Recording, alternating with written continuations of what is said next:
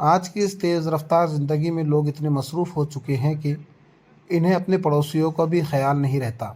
اسی دکھ کو محسوس کرتے ہوئے جماعت اسلامی ہند نے ناندیڑ میں ایک بین المذاہب مذاکرہ منعقد کیا، جہاں مختلف مذاہب کے لوگ ایک جگہ جمع ہوئے، صرف اس لیے کہ انسانیت کا پیغام دوبارہ زندہ کیا جا سکے۔ مقررین نے کہا کہ پڑوسیوں کے دکھ درد میں شریک ہونا مذہبی ہی نہیں، انسانی فریضہ بھی ہے۔ کئی شرکاء نے اپنے تجربات بیان کیے کہ کس طرح مشکل وقت میں صرف پڑوسی ہی سب سے پہلے کام آتا ہے۔ یہ مذاکرہ دلوں کو جوڑنے کا خوبصورت ذریعہ بنا۔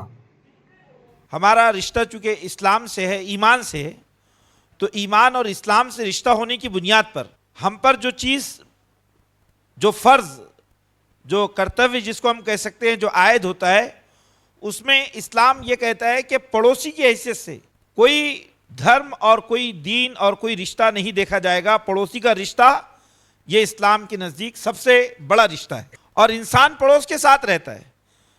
تو قرآن نے یہ کہا کہ ایمان جو لاتا ہے تو اس کا ایمان اسی وقت خدا کی نگاہ میں قابل قبول بنتا ہے جب وہ اپنے پڑوسی کے ساتھ حسن سلوک کرتا ہے۔ اگر وہ اپنے پڑوسی کے ساتھ حسن سلوک نہ کرے تو ایشور کی نگاہ میں اس کا ایمان مقبول نہیں ہوتا۔ اس کا مطلب کیا ہے کہ اس کائنات کا جو ایشور ہے، جو پالنہار ہے، وہ چاہتا ہے کہ انسانوں کے درمیان محبت بڑھے، اور شیطان یہ چاہتا ہے کہ انسانی سماج میں نفرت اور عداوت اور دشمنیاں بڑھیں۔ یہ قرآن میں لکھا ہوا ہے۔ تو سب سے پہلی بات تو یہ ہے کہ کوئی بھی سماج جو ایشور کی رحمت اور اس کی محبت کا مستحق ہوتا ہے، اسی بنیاد پر جہاں پر انسانیت کو زندہ رکھنے کی کوششیں ہوتی ہیں۔ اگر انسانیت کو زندہ رکھنے کی کوششیں نہیں ہوئی تو یہ بڑی بڑی بلڈنگیں، یہ ہماری قبریں ہیں جس میں انسان دفن ہو چکے ہیں۔ مذاکرہ میں شریک شرکاء نے بتایا کہ معاشرے میں پھیلتی نفرت، خود غرضی اور سیاست کے نام پر ہونے والی تقسیم ہمارے درمیان بڑی دوریاں پیدا کر رہی ہے۔ مقررین نے واضح کیا کہ اسلام ہندو دھرم، بودھ دھرم، سکھ دھرم، عیسائی دھرم اور دیگر مذاہب کے سبھی پڑوسیوں کے ساتھ حسن سلوک کی تعلیم دیتا ہے۔ انجینئر واجد علی قادری نے خبردار کیا کہ اونچی آواز میں موسیقی چلانا، گانے بجانا، غلط پارکنگ کرنا، کچرا پھینکنا، یہ رویے سماجی انتشار کو جنم دیتے ہیں۔ پروگرام میں بیداری کو مضبوط करने का पैगाम भी दिया गया। हे आपण पाहतो की समाजामध्ये शेजार धर्म पाळला जात नाही, आणि त्यांनी खूप छानपणे हे सांगितलं की त्याचं मूळ कारण आहे सत्ता, संपत्ती आणि प्रतिष्ठा। प्रत्येकजण याचाच मागे लागलेला आहे। मग त्याच्यामधून इतर मानवतेचं काय होतं आहे, दुसरे लोगों का क्या भला होता नुकसान, त्याची काहीच पर्वा त्याला राहिलेलं नाही। आणि त्यांनी त्याचं उपाय त्यावर हा सांगितला की आपल्या विचारामध्ये समता आली पाहिजे। फार महत्त्वाचा हा मुद्दा आहे। मला असं वाटतं की आपण त्याच्यासाठी मग काम केलं पाहिजे की समाजामध्ये ती समता कशी येईल। डॉक्टर बाबासाहेबांनी सांगितलं होतं, त्या काळी त्यांच्या डोळ्यामध्ये अश्रू होते संविधान लिहिल्यानंतर। त्यांनी सांगितलं, मी या या पुस्तकामध्ये तर तुम्हाला, घटनेमध्ये तर तुम्हाला समता दिली, स्वतंत्रता दिली, परंतु समाजातील शेवटच्या घटकापर्यंत ती समता जोपर्यंत पोहोचणार नाही तोपर्यंत याला काहीच अर्थ नाही। फार महत्त्वाची गोष्ट त्यांनी मांडली। असं आम्हाला वाटतं की जमात इस्लामीच्या आमच्या सर्व सहकाऱ्यांचा हाच प्रयत्न आहे। समता हे इस्लामचं मूळ आहे, कारण की हे सांगितलं जातं की तुम्ही सर्व एका मातापित्याची संतान आहात। या नात्यानं तुमचं या पृथ्वी तलावरील प्रत्येक माणसाचं नातं आहे भावाचं आणि भावा बहिणीचं नातं आहे। म्हणून जर मी ईमान बाळगत असेल, श्रद्धावंत असेल, तर मला हे मानावं लागेल की हा माझ्यासोबत जो बसलेला आहे, हे माझे भंतेजी आहेत, ते माझे भाऊ आहेत। ह्याच्यामध्ये कुठल्याच जन्माच्या आधारावर कोणी उच्च नाही, कोणी नीच नाही, हा संदेश आहे इस्लामचा। आणि सर्व धर्माच्या जर प्रमुख नेत्यांनी किंवा धर्म जे चालवतात त्यांनी एकत्र येऊन जर आपण सर्वच धर्माच्या लोकांनी हे जर आपण काम केलं तर मला वाटतं फार लवकर काही दुरुस्त होऊ शकेल। मला वाटतं आता मी ज्या ठिकाणी राहतो संयोगनगरमध्ये सर्व मुस्लिमचे बांधव आहेत, सर्व धर्माचे लोक माझ्या शेजारी आहेत। मी 13 वर्षापासून त्या ठिकाणी राहतो।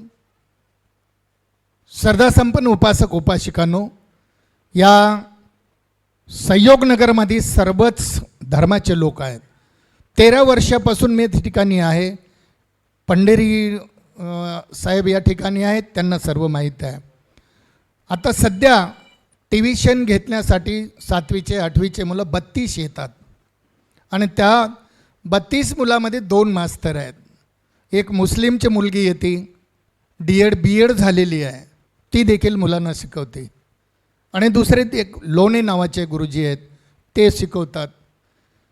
तर हे प्रेम देणं, मुसा वादा वेरमणी शिक्षा पदं समाधी, आम्ही भगवंताने सांगितलं की आपल्या तोंडाने गोड बोलणे, आपल्या वाचेतून जे काही निघतं गोड, त्या गोड वाणीनं आपण माणसं जिंकू शकतो. अभी अभी मैंने सुना था हमसाया, हमसाया यानी हमारा पड़ोसी. ये हमसाया हमसे दूर क्यों हो रहा है, ये साया हमसे क्यों छूट रहा है, इसके ऊपर सर ने अभी हमें 2-3 चीज़ें बताए थे. शांति का वातावरण का जो हक था, यानी आजकल रात में 12 बजे की बर्थडे सेलिब्रेट किए जा रहे हैं, जोर जोर से डीजे ओजे बचाए जा रहे हैं, इसके वजह से भी लोग अपने घर के अंदर रहना पसंद कर रहे हैं. दूसरी चीज़ जो हुई थी अभी यहाँ पर हमारे पास, स्वच्छता. लोगों को लग रहा है कि भाई पूरी बीमारियाँ फैल रहे हैं, इससे अच्छा है कि अपने घर में ही रहो. अगला, लोगों का आदर और सम्मान. लोगों को लग रहा है कि भाई जाएंगे हम समाज में बैठेंगे तो लोगों के लिए बोलने का एक हमें मौका मिल जाएगा, लोग हमारे बारे में बोलना शुरू कर देंगे, इससे अच्छा है कि थोड़ा सा दूरी रहो. और उसी के साथ साथ सुरक्षा और मदद. लोग इसके चीज़ को भी डर के हुए समाज से थोड़ा सा अपने आप को दूर रखने की कोशिश कर रहे हैं. ये सब चीज़ क्यों, इसकी ज़रूरत क्यों पड़ी है हमें, क्योंकि मोबाइल, सोशल मीडिया और उसी के साथ साथ बिजी शेड्यूल, इन सभी के बीच में हमसे जो हमारे पड़ोसी है ये दूर होते जा रहे हैं. मी आज 50 वर्षापासून कैलासनगर या ठिकाणी राहते. त्या ठिकाणी सर्व धर्माचे लोक आहेत. मुसलमान आहेत, मराठा आहे, ख्रिश्चन आहे, ब्राह्मण आहे, बौद्ध आहे. परंतु या 50 वर्षामध्ये मला तरी माझ्या गल्लीमध्ये हा अनुभव आला नाही. आमच्या गल्लीमध्ये कुठल्याही घरामध्ये कोणाचंही सुख असो किंवा दुःख असो, आम्ही काहीच विचार करत नाही ना, पैशाचा सुद्धा त्या ठिकाणी आम्ही विचार करत नाही. ज्याला ज्याच्या हातामध्ये जे काम पडेल, ज्याला जी काही मदत करता येईल ती आम्ही करतो. उदाहरण मी माझ्या घरचं सांगते. माझे मिस्टर खूप आजारी होते आणि त्यांना आम्ही घरीच डॉक्टर वगैरे येत होते, त्यांना पाहत होते. आम्हाला बाहेरून बरेच काही औषधं आणावं लागत होते किंवा ते नाकाला लावायच्या नळ्या वगैरे, ऑक्सिजन ते आणावं लागत होते. आमच्या शेजारी असदुल्ला म्हणून राहतात, त्यांच्याकडं ते होतं. ते आमच्या मुलाला म्हणे, शेखर भैया आप क्यों पैसा खर्चा करे, म्हणे मेरे पास है और आप लेके जा. आणि त्यांनी स्वतः आणून आमच्या साहेबांना लावलं. आम्हाला सगळ्या प्रकारे मदत करतात. त्यांचा कोणता धर्म असो, कोणती जात असो, आम्ही कधीही एकमेकाला विचारत नाही. आणि आम्ही सगळे, त्यांचे लेकरं आमच्या घरामध्ये रात्री 12-12 वाजेपर्यंत राहतात. आमचे लेकरं त्यांच्या 12-12 वाजेपर्यंत त्यांच्या घरात राहतात, खातात, पितात. आम्ही एकच सगळ्यांनी हे केलेलं की मानवता हाच खरा धर्म आहे. की काही लोक जाणीवपूर्वक म्हणतो, हा भेद निर्माण व्हावा, हे वैमनस्य निर्माण व्हावं, हा द्वेष निर्माण व्हावा, याचा जाणीवपूर्वक प्रयत्न करीत आहेत. ही जास्त गंभीर गोष्ट आहे.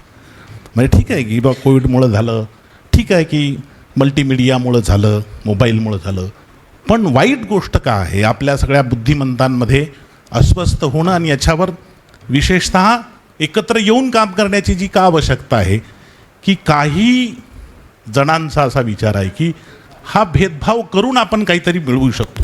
सियासत म्हणा, राजकारण म्हणा, काही म्हणा त्याला. तर असं काहीतरी करण्याचा विचार विशेषतः आपल्या आशिया किंवा भारत याच्यामध्ये मोठ्या प्रमाणात होताना दिसतोय.